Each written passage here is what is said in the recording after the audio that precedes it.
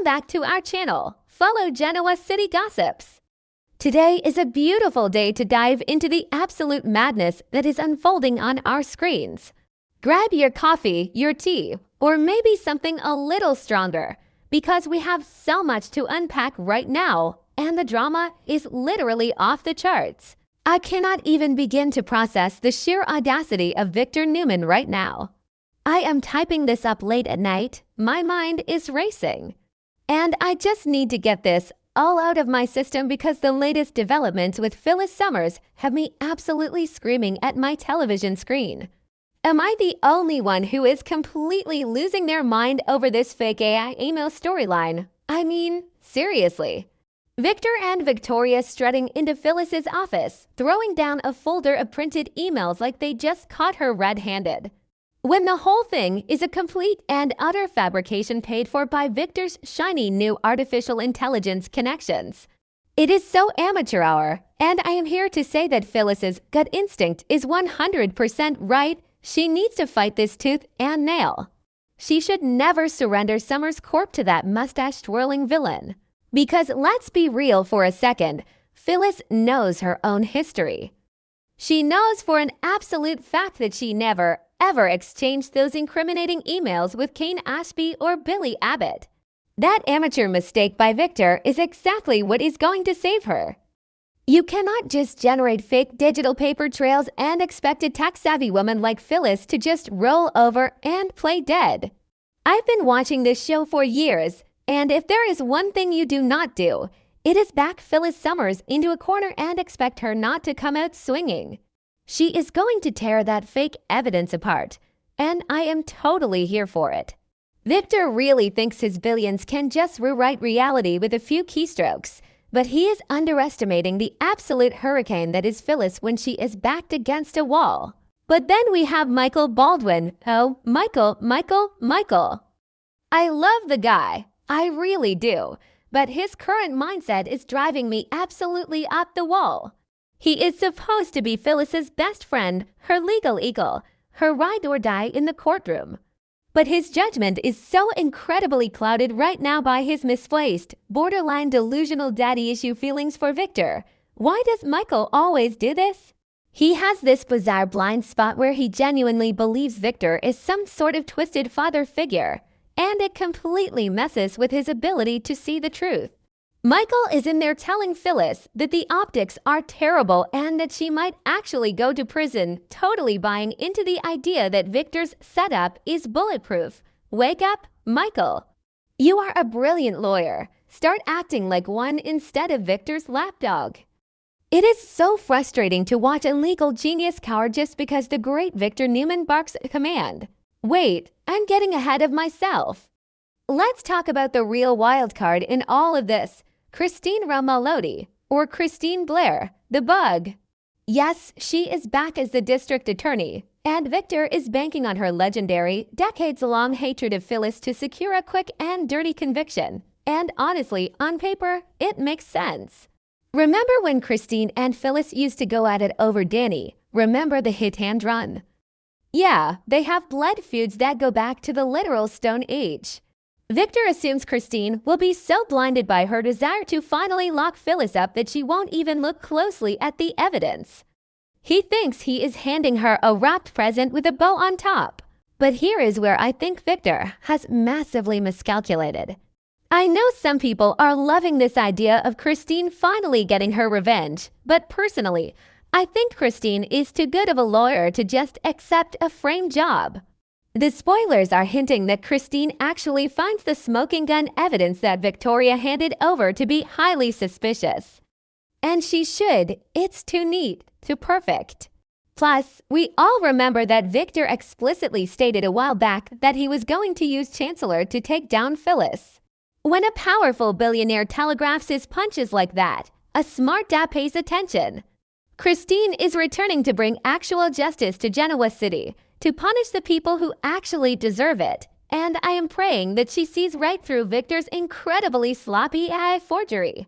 She might despise Phyllis, but she is a woman of the law, and she is not going to let Victor Newman use her office as his personal hit squad. So what does Victor do when the evidence might not be enough? He goes after the smaller fish. This is classic Newman strategy, folks. He gets Kane, Ashley, and Billy Abbott arrested.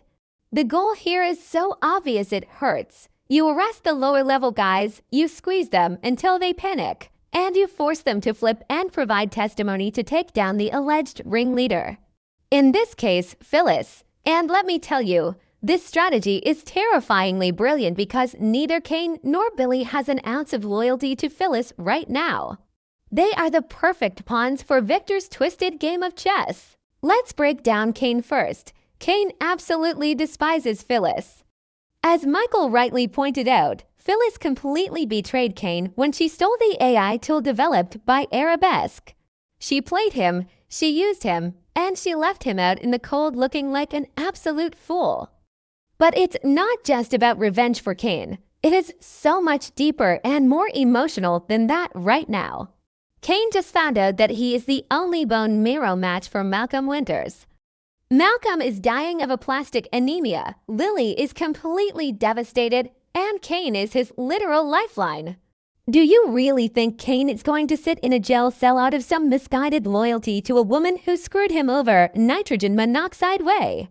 He needs to be cleared, or at least out on bail immediately, so he can undergo the procedure, save Malcolm, and probably use that as leverage to get Chancellor Winters back. Kane will sing like a canary. He will tell Christine whatever she wants to hear if it gets him out of those handcuffs. And then there is Billy Abbott. Oh boy, Billy. Don't even get me started on Billy. Billy and Phyllis have been at each other's throats ever since Kane recruited them. Billy has zero love for her, and their history is just a mess of toxic arguments and betrayals. But more importantly, Billy is dealing with his own massive, life-altering crisis. He just found out that Sally Spectra is pregnant with his baby. Now, we know there is a whole tragic situation unfolding with Sally right now, and my heart absolutely breaks for her. But in Billy's mind, he is about to be a father again. He is desperate to be there for Sally, to build a family, to not repeat the horrific mistakes of his past with Delia. He literally does not have the time or the patience to sit in a jail cell for a corporate crime he got dragged into by Phyllis. Billy will throw her under the bus so fast it will make your head spin. He wants out, he wants to go home to Sally, and he will sell Phyllis to the highest bidder to make that happen. So both of these men have massive, urgent, deeply personal motives to take a plea deal and testify against Phyllis. They will serve her up on a silver platter to Christine to save their own skins. And honestly, I kinda don't blame them. When your family's lives are on the line, loyalty to a former business partner who already stabbed you in the back goes right out the window. Which brings me back to Phyllis. She is sitting in her office, ranting and raving to Lauren and Michael that everyone is out to get her, that no one is showing her any mercy. And you know what? She is right. They are out to get her. But what drives me absolutely insane is her complete lack of self-awareness. I love Phyllis, I really do, but my God, woman, look in the mirror. She completely fails to realize that she created this toxic environment. She betrayed Kane, she hurt Billy, she stole Victor's iconic business right out from under him.